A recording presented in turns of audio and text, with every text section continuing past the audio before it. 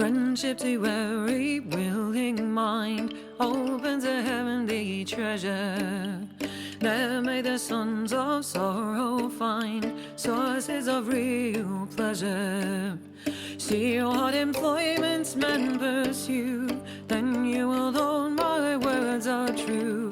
Friendship alone presents to view sources of real pleasure. How did your anger and your sense of injustice feed the choice of your songs, and how did it fuel the recording and your performance? Well, I wanted two things out of it. The thing about interpreting other people's songs and interpreting traditional music as well is that you, whether you like it or not, always choose things that reflect the way that you feel. Like for instance, Red Rice was a breakup album, and you wouldn't know that if you just listened to it. You know, when I listen to it, it brings back memories of, you know, a particular boyfriend and why I chose particular songs, that kind of thing. So that always happens anyway. But when it came to Restitute, I very much wanted to skewer the sort of rich arseholes who felt sorry for themselves for a start. So that's where Gentleman Rankers comes from. Or, you know, I wanted to illustrate the impact of sort of big Machiavellian businessmen on, for instance, small people and their tiny little loves and their tiny little lives, you know. So that's why I chose The Man Who Puffs the Big Cigar.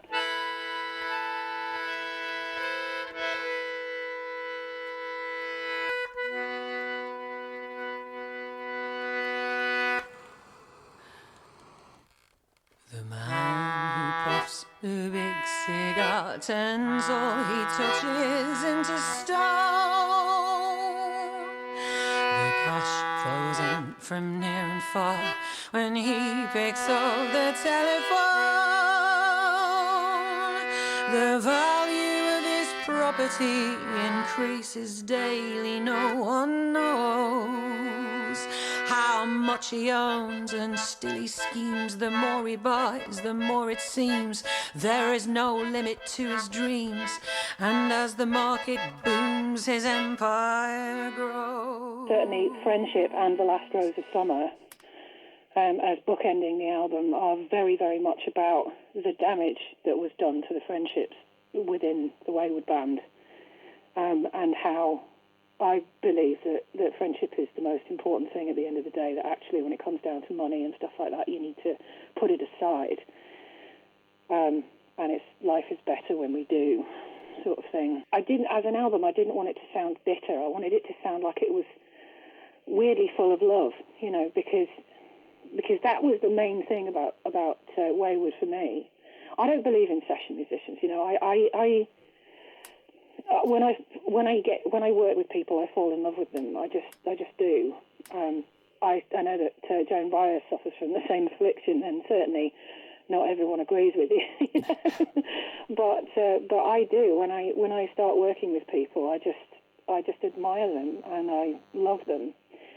And when the Wayward Band got together, we had this incredible sense of new love and new camaraderie, which saw us through a great deal of the horrible stuff that happened to us, but which ultimately got very, very bruised. You said in the sleeve notes to the old sexton, you said that every generation thinks it's in the end times, but we feel this possibly most keenly now. Can you still stay positive in this day and age now? It's difficult at times, isn't it? It is difficult at times. I mean, Big Machine in so many ways was full of hope.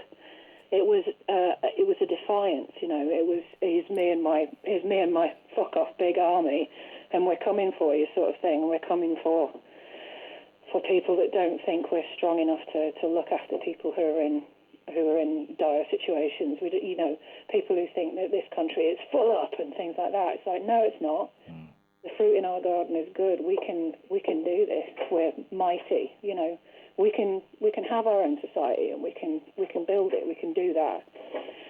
The last 3 years have been incredibly challenging with the referendum vote and all that kind of stuff. It's just watching people's worst impulses coming out. People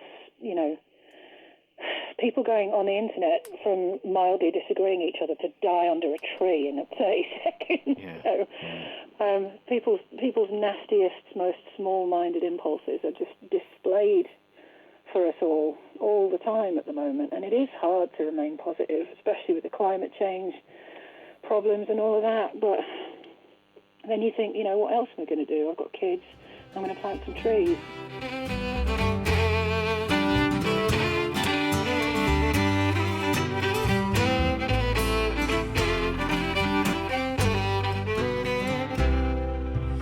Nigh to a grave that was newly made, a sexton laid on an earth once spade. His work was done, and he paused to wait the funeral train by the open gate. A relic of bygone days was he, his locks as white as the foamy sea.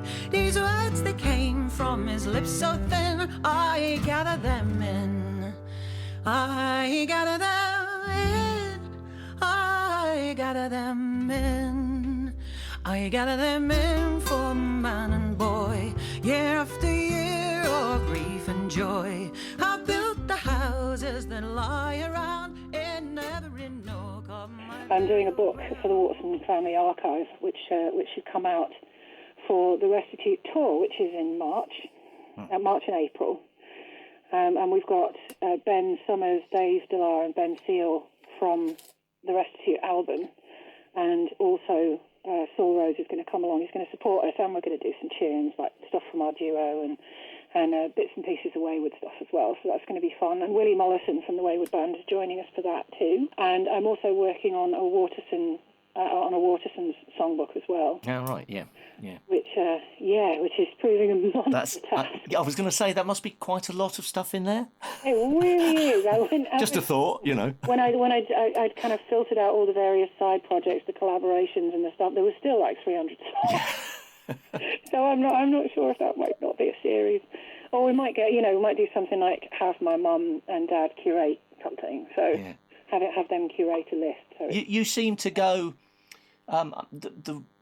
a little bit on your own stuff and sort of stuff, and then the Waterson family, in whatever guise, seems to pull you back in, and you do either an album with your mum or your dad or both, and then they guest on each other's, and it's incredibly strong, that familial pull, isn't it? It is. Creatively, I mean, obviously, Where I come from, it is what I am. I couldn't do one without the other. They both feed each other.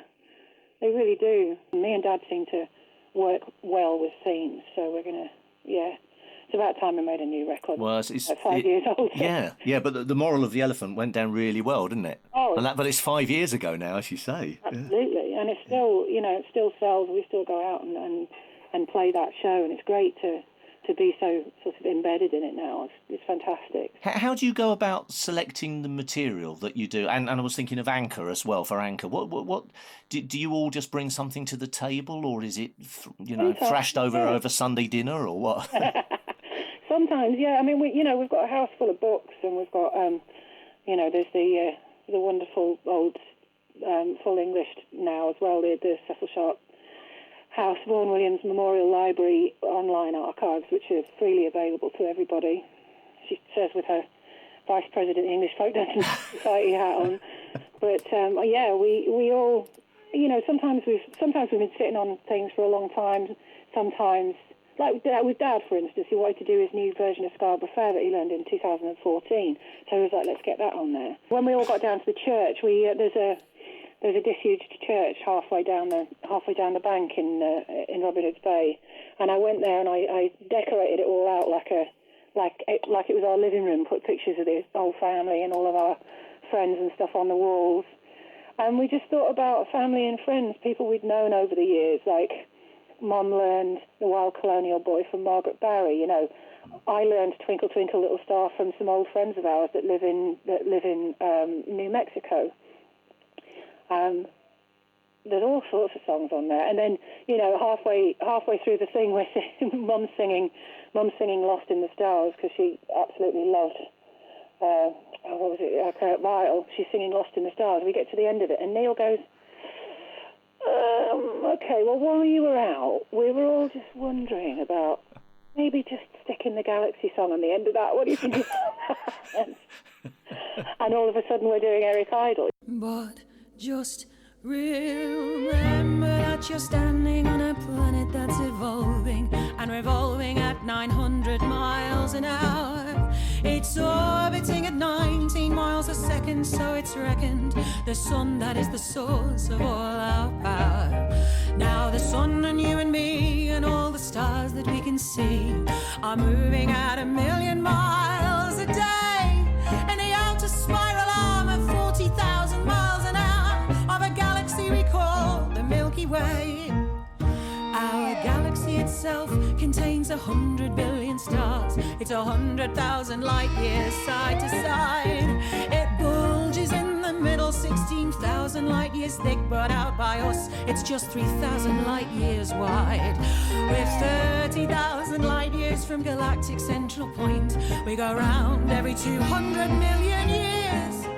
And our galaxy itself is one of millions of billions in this amazing and expanding universe.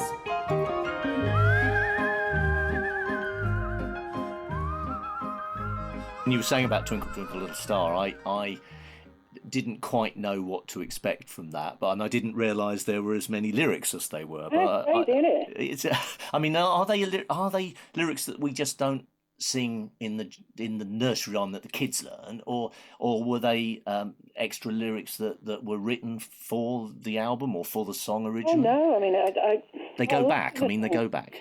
A lot of the songs that we sing these days, not we as a family, but we as modern people.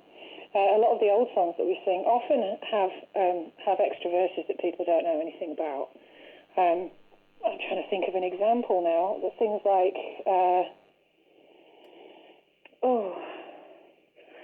I do like to be beside the seaside. It's got like 4 or 5 verses, and people don't know that because for instance, in films like in Fred Astaire and Ginger Rogers films, for instance, or those kind of golden era Hollywood films, you were expected to know those songs. So if somebody burst into song on screen, you would be like, oh yeah, it's that song, and you wouldn't need all the verses because it was in a film. You wouldn't need everything. You would just need enough to get the first verse and the chorus out, and then do your dance routine. And that's it. Yeah. Isn't it? Yeah. So yeah. people, so that's the bit that gets carried on through the generations, isn't it? Not the full thing. Yeah, absolutely. And things do go by the wayside, and it's nice to rediscover them. I love the verses for Twinkle Twinkle Little Star. That's one of the reasons that I wanted to do it. I love that the sort of light in the darkness idea. It's really lovely.